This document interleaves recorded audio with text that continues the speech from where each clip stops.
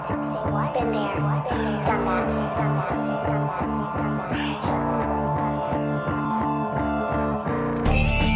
Yo, mic check. Apollo 1 44-24 bars challenge. Black 9.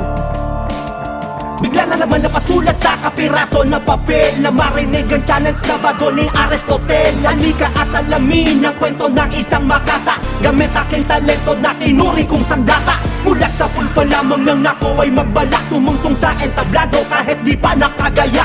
Dala kong pamasahe, halagang 20 pesos, nakatripot na maong at nakakortes na sapatos. Payabang ang panon kasama ang mga kagangsta, dadayo sa rap contest may dala-dalang kargada.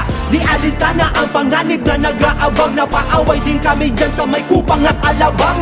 Mga karanasan na hindi malilimot, ng pagsabit ko sa jeep muntik-muntik nang magpang-abot. Masyadong mapusok at walang pinangingilagan, di tumataas ang grado, laging laman ng lansangan. Ako ay pasaway at di marunong makinig, taas noo kung maglakad yung iba ay walang bilib.